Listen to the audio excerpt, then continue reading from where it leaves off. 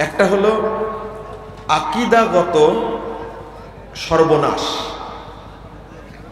কি বললাম? আকীদাগত সর্বনাশ। যেহেতু রেকর্ডিং হচ্ছে, আপনারা পরেও শুনতে পারবেন, তবে এইগুলো গচ্ছিত থাক, মানুষ উপকৃত হবে ইনশাআল্লাহ। ভুল থেকে আল্লাহ যেন আমাদেরকে সংশোধন হওয়ার তৌফিক দান করেন, বলেন আমিন। যদি আকীদায় সামান্যতম ত্রুটি থাকে, সামান্যতম যদি ত্রুটি থাকে, তাহলে সাথে সাথে ঈমান বাতিল হয়ে যায়। কি হয়ে যায়? ঈমান বাতিল হয়ে যায়। আপনি বলুন যে ঈমান নষ্ট হয়ে যায়, বাতিল হয়ে যায়, কেমন কথা? আর এইটা হওয়ার কারণেই আমরা নামাজ পড়া সত্ত্বেও, সিয়াম পালন করা সত্ত্বেও, হজ করা সত্ত্বেও আমরা অধিকাংশ মানুষ মুশরিক। একথা আমার না, আল্লাহ বলছেন। আল্লাহ বলছেন, ওমা ইউমিনু আকসারুহুম বিল্লাহ ইল্লা ওয়া হুম মুশরিকুন। সূরা ইউসুফ 106 নম্বর আয়াত। আল্লাহ বলছেন, যারা আল্লাহর প্রতি ঈমান এনেছে, আল্লাহকে যারা বিশ্বাস করে, তাদের অধিকাংশই মুশরিক। তাদের অধিকাংশই কি? মুশরিক। ভাষাটা কে বললেন? আল্লাহ। তারপরে আল্লাহ রাব্বুল আলামিন বলছেন সূরা রোম 8 নম্বর আয়াত, ওয়া ইন্না কাসীরাম মিনান নাস বিলিকাই রাব্বিহিম লাকাফিরুন। অধিকাংশ মানুষ তাদের রবের সাথে সাক্ষাৎ করবে কাফের অবস্থায়। কি অবস্থায়? মানে দুনিয়াতে থাকতেই তারা অস্বীকার করত যে আল্লাহ বলে কিছু নাই। তো আল্লাহর সামনে তারা কাফের হয়ে উঠবে, এটাই নিয়ম। আল্লাহ বলছেন 52 নম্বর আয়াত সূরা আনকাবুত, আল্লাযীনা আমানু বিল বাতিল ওয়া কাফারু বিল্লাহ উলাইকা হুমুল খাসিরুন। আল্লাহ বলছেন, ওয়া মান ইয়াকফুর বিল ঈমান ফাকাদ হাবিতা আমালুহু। আমি আকীদার সাইডটা বলার জন্য কয়েকটা আয়াত অনুবাদ করলাম। যারা ঈমানের সাথে কুফরি করে, তাদের আমল সমূহ কি হয়ে যায়? নষ্ট হয়ে যায়, আমল থাকে না। আমলের সাথে মানে ঈমানের সম্পর্কটা কেমন?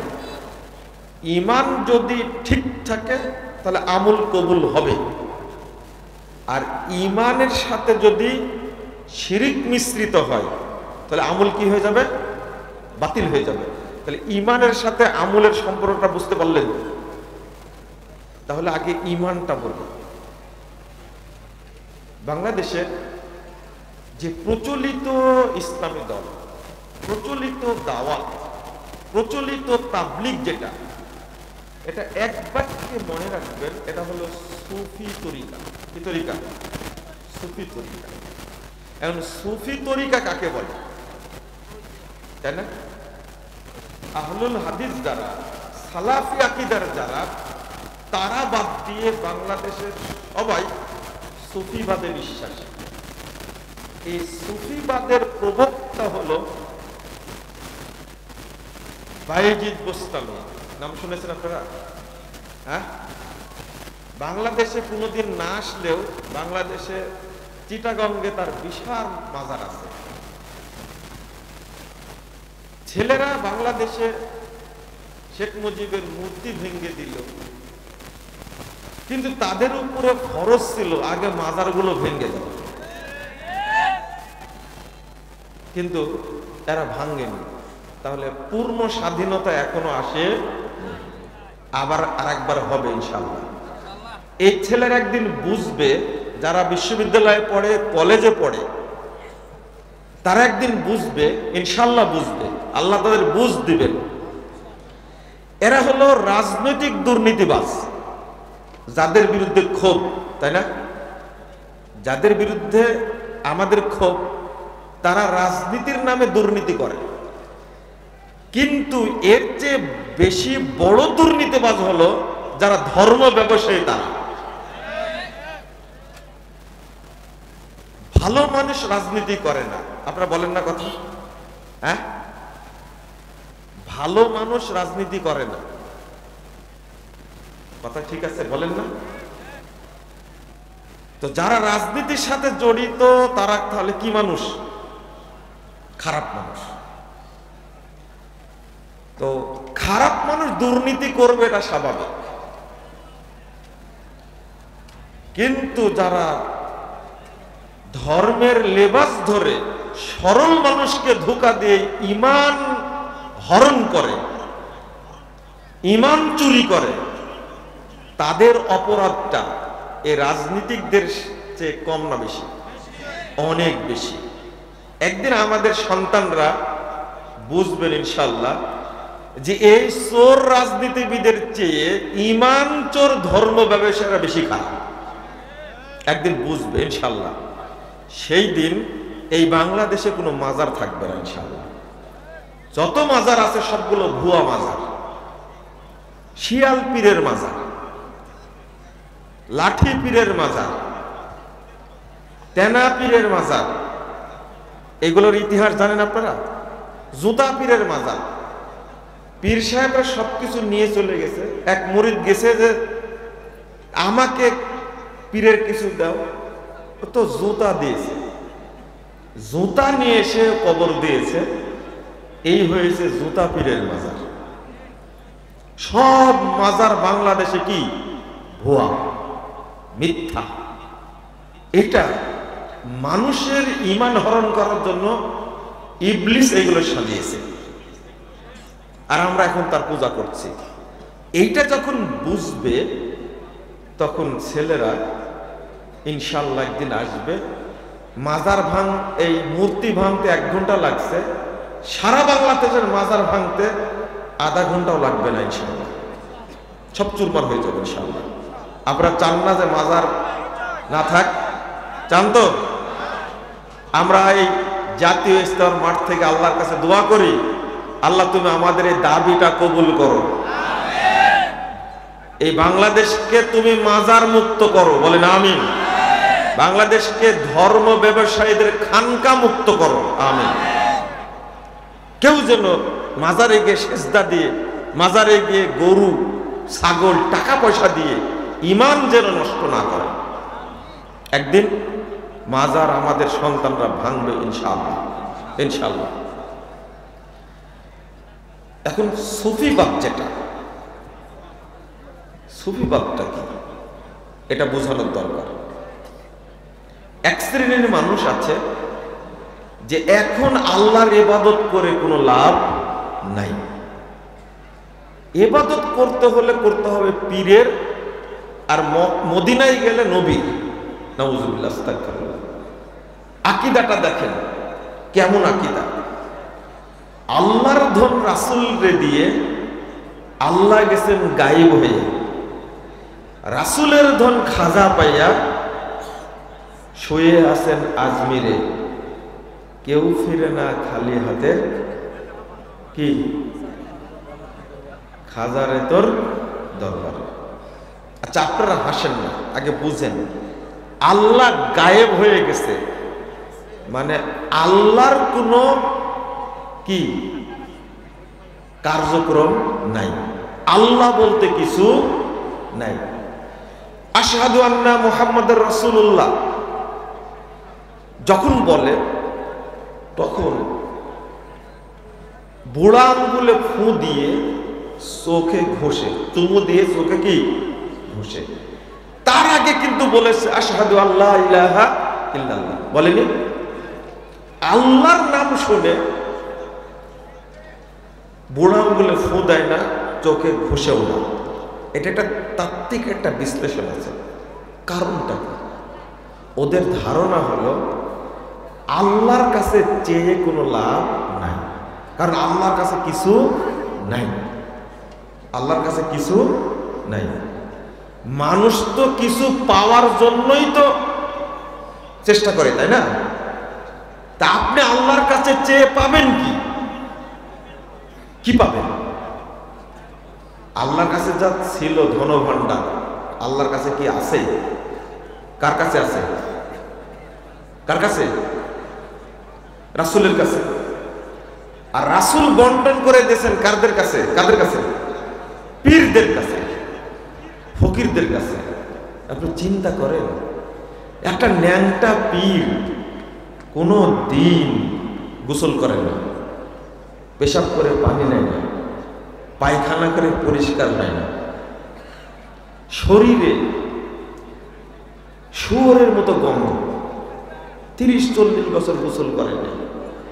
এই অপবিত্র জানোয়ারের কাছ থেকে লাল ফিতা নেয়, কি নেয়? লাল ফিতা নিয়ে তরুণ তরুণীরা হাতে বেঁধে রাখে। বাংলাদেশের ম্যাক্সিমাম যুবককে দেখবেন, যুবতীকে দেখবেন, ওর হাতে লাল সুতা আছে। কে দিয়েছে? এই অপবিত্র, এই জানোয়ার মার্কা শুয়োরের গন্ধ বেরোয় গা থেকে, তার কাছ থেকে নিয়েছে। আপনারা কি রাগ করছেন আমার কথা শুনে? করেন, রাগ করেন, আমার আপত্তি নেই। বাস্তবতা বললে যদি রেগে যান, আমার যায় আসে না। এই ল্যাংটা, এই অপবিত্র, এর কাছ থেকে কি পাবেন আপনি? অথচ কত সুন্দরভাবে সাজানো হয়েছে আল্লাহর সব ধন ভাণ্ডার কাদের কাছে? মরা পীরের কাছে। কার কাছে? তাজা পীর হলেন একটা কথা ছিল, সব কার কাছে? মরা পীরের কাছে আছে। কেউ ফিরে না খালি হাতে, হাজারে তোর দরবারে। গোলাপ শাহ মাজারে যাবেন, 24 ঘন্টা এক শ্রেণীর গাঁজাখোর, মদখোর ওখানে পড়ে আছে। যত মাজার আছে বাংলাদেশে, যত খানকা আছে, সব খানকার বদমাশগুলো হলো মদখোর, গাঁজাখোর। সারা বাংলাদেশে শিক্ষিত মানুষ, আপনার নাকি OC, SP, DC, additional SP, আপনার মানে পুলিশ কমিশনার, শিক্ষিত মানুষ, আপনার লজ্জা শরম কিছুই নাই যে এই সমস্ত মদখোরের আখড়ায় আপনাকে টাকা দিতে হবে, আপনাকে পয়সা দিতে হবে, আপনাকে গরু দিতে হবে, আপনাকে ছাগল দিতে হবে। ওদের বিশ্বাস আল্লাহর ধন ভাণ্ডার এদের কাছে আছে। এদেরকে আপনি শিক্ষিত বলবেন? ও হতে পারে সচিব, ও হতে পারে বিচারপতি, ও হতে পারে ডাক্তার, ও হতে পারে ইঞ্জিনিয়ার। যারা এই সমস্ত অপবিত্র জায়গায় দান খায়রাত করে, তারা শিক্ষিত হতে পারে না, কোনো মানুষই হতে পারে না। কিভাবে সম্ভব? তোমার গ্রামের বহু অসহায়, দরিদ্র, পীড়িত মানুষ আছে, দান খায়রাত তাকে করো তুমি, তাকে তুমি দেও না কেন? তোমার গ্রামের মসজিদে ফ্যান নেই, তোমার গ্রামের মসজিদে ইমামের বেতন বাকি 5 মাসের, খাদেমের বেতন দেওয়া হয় না, মুয়াজ্জিনকে বেতন দেওয়া হয় না, মসজিদের ছাদ হয় না, এতিম আছে, বিধবা আছে, তুমি তাকে দেখো না। ওই বাটপারদের আখড়ায় গিয়ে, এই মুশরিকদের আখড়ায় গিয়ে তুমি দান করো কেন? যদি বিবেক থাকে কোনো শিক্ষিত মানুষের, এই কাজ কখনো করবে না। কেন করে? ওই একটা বিশ্বাস, আল্লাহর কাছে কোনো ধনভাণ্ডার নাই, সব কার কাছে আছে? এই ফকিরদের কাছে আছে। বাংলাদেশে একটা গ্রুপ আছে, ইউনাইটেড গ্রুপ, জানেন? এই লোকটা নাকি এতই মাজার পূজারী। ইউনাইটেড হাসপাতাল আছে না, একটা নামকরা হাসপাতাল, একটা ইন্টারন্যাশনাল ইউনাইটেড ইউনিভার্সিটি আছে। কত কি করেছে আপনার এলাকার পাশের মানুষ, তারা জামালপুরের মানুষ। এই লোকটা একটা তাজা বেদাতি, তাজা মুশরিক, মানে পীর পূজারী। একটা পীর ছাড়া কিছু বিশ্বাসই করে না। কথা বুঝছেন? তো এর দ্বারা কি হবে? এই শিক্ষায় শিক্ষিত হয়ে কি করেছেন আমার বুঝে আসে না। একটাই কারণ, পীরেরা এমন একটা কাজ করছে আকর্ষণ, যেটা হলো আল্লাহর ধনভাণ্ডার আল্লাহর কাছে নাই, কার কাছে আছে? সব পীরদের কাছে। ওকে ভক্তি করলে সবকিছু কি পাওয়া যায়। আপনি অ্যাক্সিডেন্ট করেছেন, মাথায় চলে আসছে, মনে হয় পীর সাহেব অসন্তুষ্ট, না হলে অ্যাক্সিডেন্ট করলাম কেন। এক। 2 নম্বর, যদি আপনার ব্যবসায় লাভ হয় তখন আপনি মনে করবেন পীর সাহেব মনে হয় খুবই সন্তুষ্ট। 2 দিক থেকে লাভ পীরের। ছেলে ফেল করেছে পরীক্ষায়, কি পীর সাহেব অসন্তোষ, তারপরে যা তাড়াতাড়ি পীরের দরগায় কিছু দিয়ে আয়, হয় গরু নাহলে ছাগল নয় টাকা পয়সা দিয়ে আস, পীর যেন সন্তুষ্ট থাকে। গোল্ডেন জিপিএ 5 পেয়েছে, দৌড়, পীর সাহেব সন্তুষ্ট বলেই আমার ছেলে গোল্ডেন জিপিএ 5 পেয়েছে। পীরেরা কত সুন্দরভাবে মুরিদকে পাকাপোক্ত করেছে, খেয়াল করেছেন আপনারা? এটা হলো মূল কথা। আমরা পারিনি, এই জন্য আমাদেরকে মানুষ বিশ্বাস করে না। আমরা যে ধোঁকা দিতে পারি না, আমরা যে ভণ্ড না, আমরা যে প্রতারক না। আর এক শ্রেণীর মানুষ যারা বলে মারেফত হাসিল না করা পর্যন্ত মানুষ সফল হয় না। এর মারেফতটা কি? একটা শরীয়ত, একটা তরিকত, একটা হাকিকত, আর একটা কি মারেফত।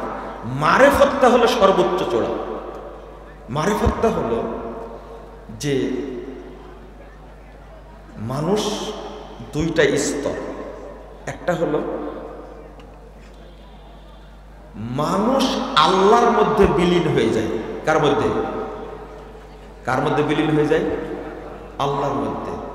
আর আরেকটা স্তর হলো আল্লাহ মানুষের মধ্যে বিলীন হয়। বলতো কোনটা সঠিক? হ্যাঁ, আল হুলুল ফিল ইনসান, ইন্নাল্লাহা ইউহিল্লু ফিল ইনসান। আল্লাহ তাআলা মানুষের মধ্যে কি হয়ে যায়? বিলীন হয়ে যায়। আর মানুষ আল ফানাউ ফিল্লাহ, মানুষ ফানা হয়ে যায় কার মধ্যে? আল্লাহর মধ্যে। কোনটা সঠিক?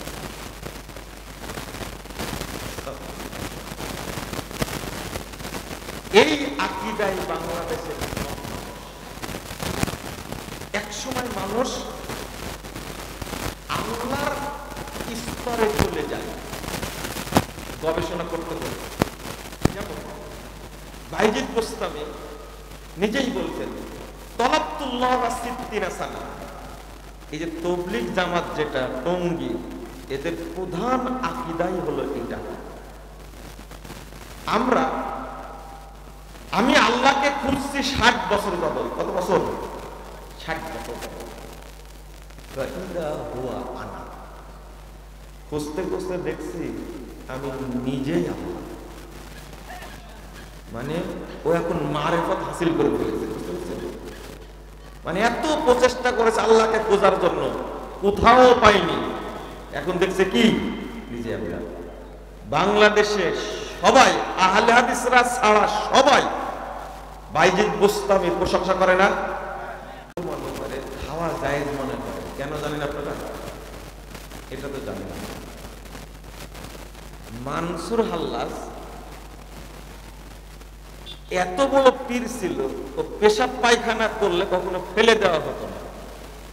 পেশাব পায়খানা বোতলের মধ্যে রেখে দেওয়া হতো। যে মুরিদের যে সমস্যা, যত রোগ, ওই পেশাব পায়খানা বন্টন করে দেওয়া হতো। পেশাব পায়খানা খেলে অসুখ ভালো হয়ে যেত। এই জন্য বাংলাদেশের অধিকাংশ মুরিদ পীরের পেশাবকে, পায়খানাকে হালাল মনে করে, পবিত্র মনে করে। এবং পান খায় না, পান খায় না পীর। এই পানের পিক যেটা, এক মুরিদ বলছে যে 30 বছর ছিলাম চরমনায়ের মুরিদ। পীর সাহেব যখনই আসতো বাটি পেতে বসে থাকতাম। পিক ফেলবে, পানের সুবড়া ফেলবে, ওটা যে তাড়াতাড়ি খেতে পারবে তার তাড়াতাড়ি রোগ ভালো হয়ে যাবে, সে তাড়াতাড়ি মারিফত হাসিল করবে। দেখেন মানুষকে কি শিক্ষাটা দিয়েছে। আমি বললাম যে এখনো কি পানের পিক খান? তওবা তওবা তওবা, আমি মুসলমান হয়েছি, তওবা করেছি, আর আমি ওইদিকে যাই না। তো মাঝে মাঝে স্মরণ হলে বমি হওয়ার মতো হয়, মানে খাইছে যে অনেকদিন। কোন বিবেক তাদের, কোন বিবেক? পানের পিক খায়, পানের সুবড়া খায়, কিন্তু পেশাব খেয়েছে কিনা এটা প্রকাশ্যে আমাকে বলেন, খেতেও পারে। মানে এইটাই যখন অনেকদিন পরে স্বীকার করেছে পরিচয়ের, তখন আর পেশাব যে খায়নি এটা বলা যাবে না। কি বুঝলেন আপনারা? তাহলে ওই সুন্নাতটা জারি রাখছে। কার সুন্নাত? এটা ভুলেই গেছেন আপনারা। মানসুর হাল্লাজ, যে কে বললে যাবে, এই মানসুর হাল্লাজ এই শয়তানের সুন্নাতটা জারি রাখছে। বাংলাদেশে মানসুর হাল্লাজের কিসসা বক্তারা বেশি বলে, তাই না? এই বক্তাদের লজ্জা শরম কিছু নেই। এই এরা বলবে যে আমার পীরের মুরিদ হয়েছে বাঘ, আমার পীরের মুরিদ হয়েছে কি সিংহ, আমার পীরের মুরিদ হয়েছে সাপ। বুঝতে পারছেন কথা? এইগুলো সব বিশ্বাসের কারণে। কিসের কারণে? বিশ্বাসের কারণে। বলে তাদের ঈমান আছে? আছে। যে বিশ্বাস করবে যে এখন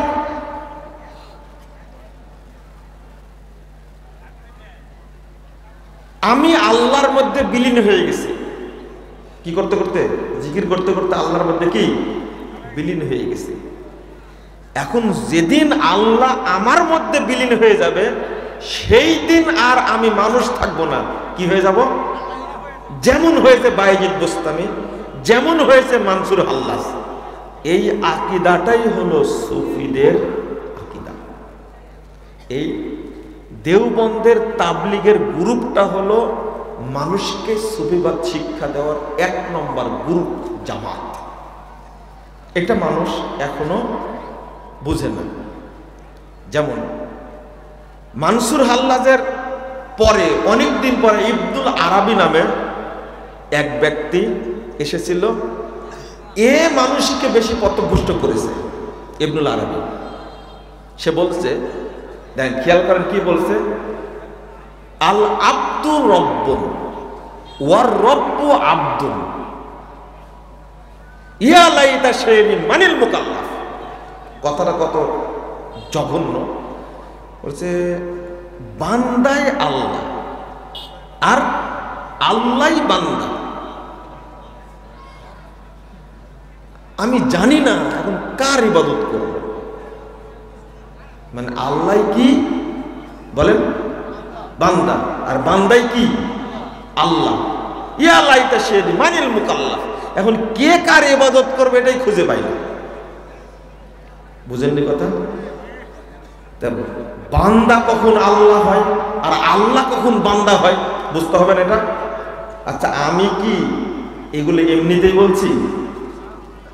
বায়েজিদ বোস্তামি বাড়িতে আছে, বাহির থেকে ডাক দিলে সে বাড়ি থেকে বেরিয়ে এসে লাইসা ফিল বাইতে গায়রুল্লাহ।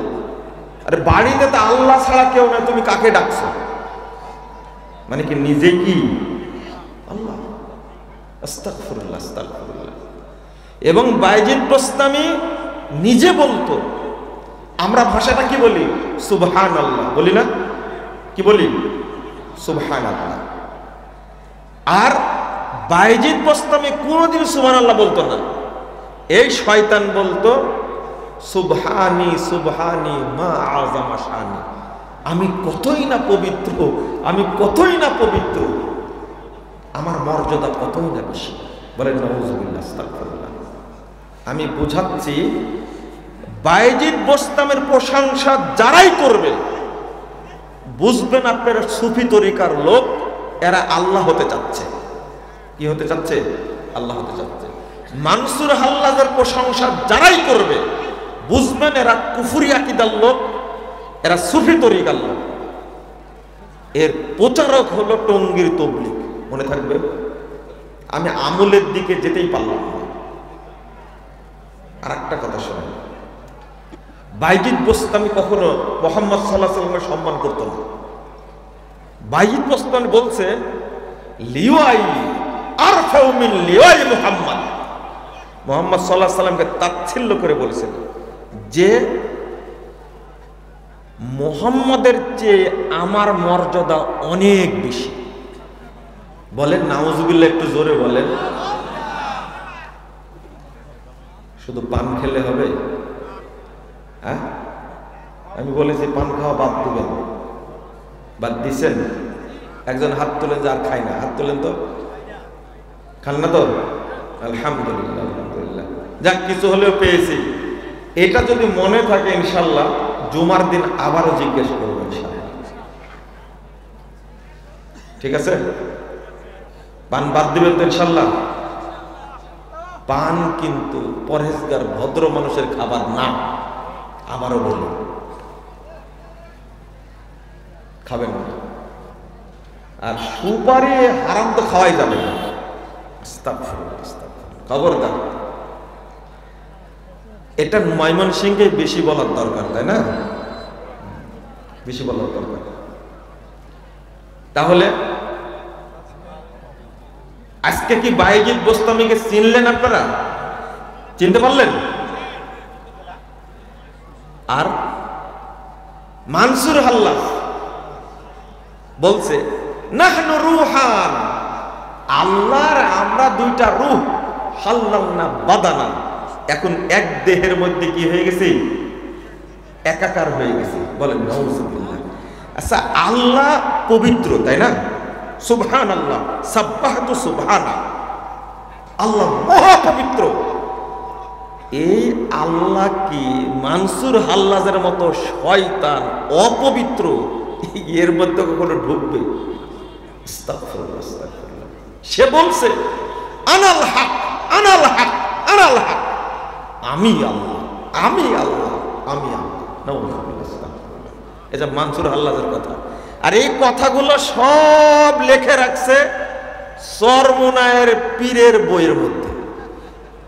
আশেক মাসুক বই 41 41 42 পৃষ্ঠা খুলবেন আপনি, এগুলো সব লিখে রাখছে। কিন্তু ভ্রান্তির বেড়াতে লেখামতে দিন, সব বই কিন্তু আমার কাছে আছে। চরমোনায়ের এই আকীদা ভ্রান্ত, নষ্ট, জঘন্য, কুফরি আকীদা মানুষের সামনে উন্মুক্ত করতেই হবে, এবং আপনাদেরই করতে হবে, আর কেউ করবে না। আমি যে কথাগুলো বলছি, কোন আলেম এগুলো বলে? বলে? শুনেছেন কারো কাছে? ভয় পায়, বলে না। ভাই কি করবে? জেলে দিবে, না হলে কি গুম করবে, না হলে আয়না ঘরে রাখবে, না হলে মেরে ফেলে দিবে, তারপরে কি করবে? কিন্তু বাংলাদেশের মানুষকে সুফিবাদ থেকে বের করতে হবে। আরো কত খারাপ আকীদা দেখেন। এই ইবনুল আরাবী বলছে, কি বলছে জানেন? ইন্নামার রিজাল ইদা ইউজাজিজু যাওজাতাহু ইন্নামা ইউজাজিজুল হাক্কা। যখন কোন পুরুষ তার স্ত্রীকে জড়িয়ে ধরে, তখন মূলত সে রবকেই জড়িয়ে ধরে। আস্তাগফিরুল্লাহ আগে বললেন কেন? আস্তাগফিরুল্লাহ আগে বললেন কেন? তাহলে স্ত্রীও রব, স্বামীও কি রব? এবার কি বুঝেছেন? পুরুষ মানুষ যখন তার স্ত্রীকে জড়িয়ে ধরে, তখন মূলত কাকে জড়িয়ে ধরে? রবকেই, আল্লাহকেই জড়িয়ে ধরে। এর অর্থটা কি জানেন? নাবলুসি বলতে ইন্নামা ইয়ানকিহুল হাক্কা।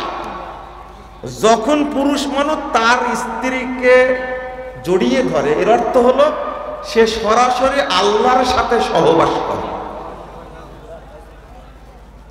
আচ্ছা, এত নোংরা, আর কি শুনবেন কিছু? আর নিচে যাওয়ার দরকার আছে? তাও ঘৃণা করেন না আপনারা? তাও লজ্জা হয় না আপনাদের?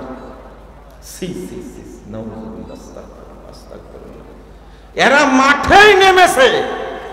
উপমহাদেশে যারা সহি আকীদা, সালাফি আকীদায় বিশ্বাস করে, তাদের ঈমান ধ্বংস করার জন্য এটা মাঠে নেমেছে। বড় বড় আলেম আছে, এমনকি সুফিবাদের মধ্যে ঢুকে গেছে। বাংলাদেশে যাদের বড় আলেম বলে আপনারা বক্তব্য শুনে তারাও ঢুকছে। তাদের কাজই এটা, মানুষকে কি বানানো? আল্লাহ বানানো। বলেন তো, আসমান থেকে মদিনায় এসেছিলেন, এটা কি মোহাম্মদ না আল্লাহ? কে এসেছিলেন? এদের আকীদা কি? ওহজো মস্তবে আরশতা খুদা হো কর, উতার পাড়া মদিনা মে মুস্তফা হো কর। যিনি আসমানে ছিলেন খুদা হয়ে, তিনি মুস্তফা হয়ে এসেছেন মদিনায়। তাহলে আল্লাহ আর মুহাম্মদের মধ্যে কোনো পার্থক্য নাই। কারা করে এটা? তাদের বক্তব্য কি? আরে ভাই, মানুষের আকীদা কিভাবে নষ্ট করেছে এটা আজকে বলে দিচ্ছি। কাজী নজরুল সাহেবের কবিতা, এটা কাজী নজরুল সাহেবের কবিতা। সেটা কি? কবিতাটা কি? আকার কি নিরাকার সেই রব্বানা, আহমদ আহাদ হলে তবে যাই জানা। মিমের ওই পর্দাটিরে উঠিয়ে দেখলে মন, দেখবি সে তাই বিরাজ করে আহাদ নিরঞ্জন। কি বুঝলেন? এটা আর একটা আকীদা হলো সব কিছুই আল্লাহ। কি? সব কিছুই আল্লাহ, সব কিছুই আল্লাহ। এটা প্রমাণ করতে গিয়ে মুহাম্মদকেও কি বানাইছে? আকার কি নিরাকার সেই রব্বানা, আহমদ আহাদ হলে তবে যাই জানা। আচ্ছা, আহমদকে আহাদ করা যাবে? আহাদকে আল্লাহ, আর আহমদকে মুহাম্মদ সাল্লাল্লাহু আলাইহি সাল্লাম। আহাদ হলেন রব, আহমদ হলেন কি? আব্দ।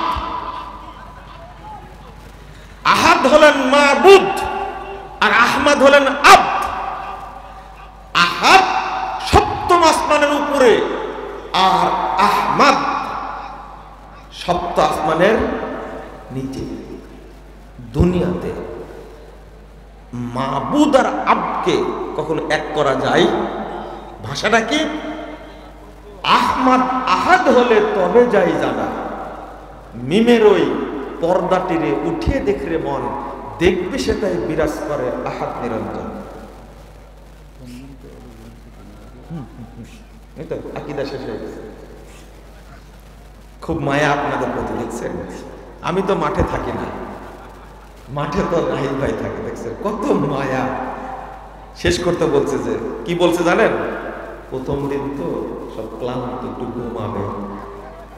ঠিক আছে, মাই তো সন্তানের মর্যাদা বুঝে, আমরা তো বুঝবো না।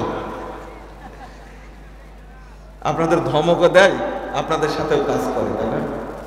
এর সাথে আপনাদের দেখলে খুব মায়া হয়, কি হয়? খুব মায়া হয়। আমি শেষ দোয়াটা আল্লাহর কাছে করি এইভাবে, সবসময় করি, আল্লাহ তুমি আমাদেরকে একই সঙ্গে এইভাবে জান্নাতুল ফেরদাউসে থাকার ব্যবস্থা করে দাও। আমিন ইয়া রাব্বাল আলামিন। কি বলছিলাম? ভাষাটা কি? আহমদের মধ্যে মিম আছে না? আহমদের মধ্যে মিম আছে, আছে না? আহমদ, মিমটা বাদ দিলে কি হয়ে যাবে? আহাদ। কি হয়ে যাবে?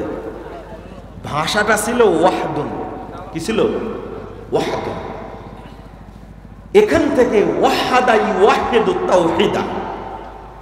তো এরা কত গবেষণা বের করেছে, আল্লাহর মোহাম্মদ এক করে দাও, তাহলে বাকি মানুষগুলোকে আল্লাহ বানাতে আর সমস্যা হবে না।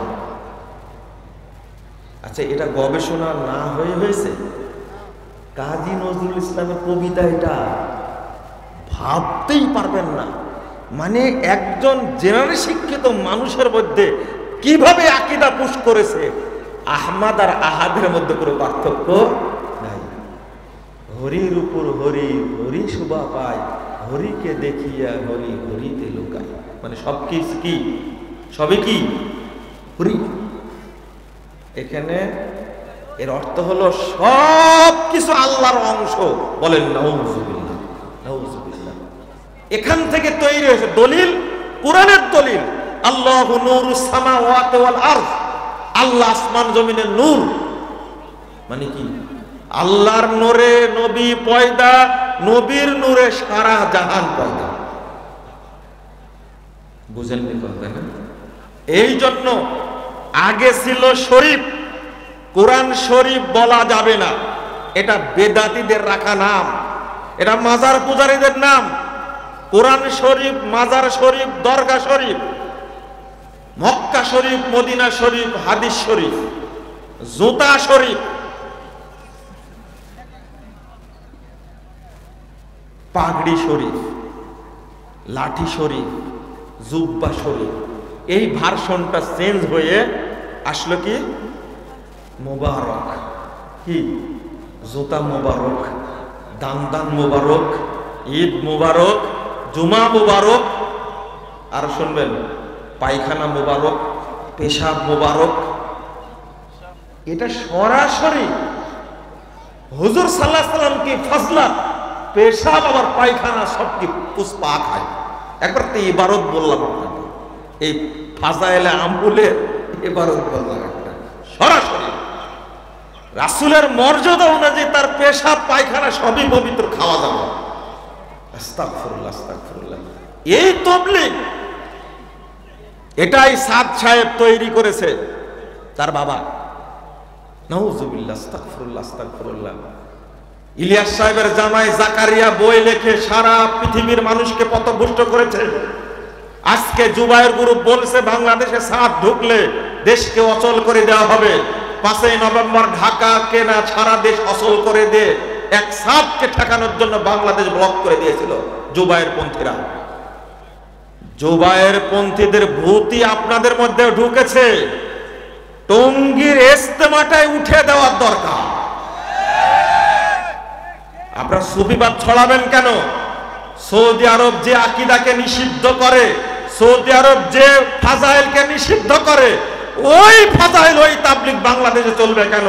আমরাও নিষিদ্ধের দাবি জানাই। স্পষ্ট কথা। কেন? কোরআন হাদিস নাই, কেন ফাজাইলে আমল করতে হবে? কোরআন হাদিস নাই, কেন মকসুদুল মুমিনিন পড়তে হবে? কেন বেহেশতি জিহাদ পড়তে হবে? কেন নিয়ামুল কোরআন পড়তে হবে? এই বইগুলো জাতিকে কত ভ্রষ্ট করেছে আপনি বুঝবেন একদিন, যেদিন আল্লাহ হেদায়েত দিবে।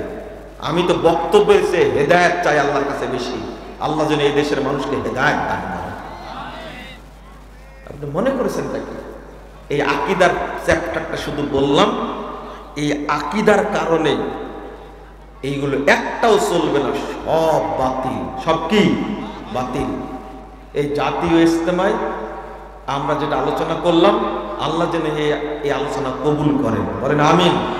বাংলাদেশের প্রত্যেকটা মানুষকে যেন আল্লাহ বুঝার তৌফিক দান করেন। তাদের হৃদয়ে যে কুফরি আকীদা আছে, শিরকি আকীদা আছে, বেদাতি আকীদা আছে, আল্লাহ যেন এগুলো থেকে পবিত্র করে দেন, আমিন।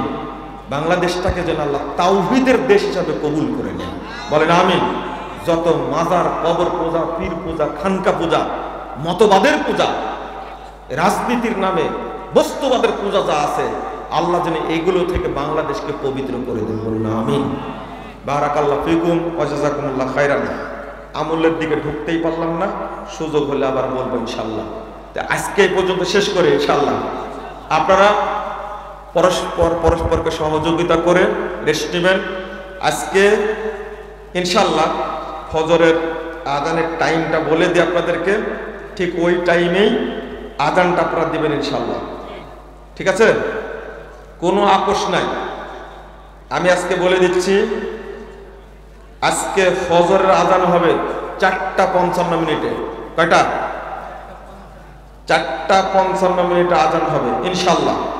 দিবেন তো? ঠিক রাইট টাইম। কালকে জোহরের আজান হবে 11:43। কয়টা? একজন মুয়াজ্জিন দাঁড়ান তো, বলেন আমি আজান দিব 11:43। একজন দাঁড়ান। 11:43 আজান হতে হবে ইনশাল্লাহ। জোহরের টাইম 11:43 হবে, 12:15 জামাত হবে। কয়টাই? একটু বাড়াই দিলাম, 12:15 জোহরের জামাত হবে ইনশাল্লাহ। 11:43 আজান হবে। কই মুয়াজ্জিন কই? নাই। কই? তুমি আজান দিবা?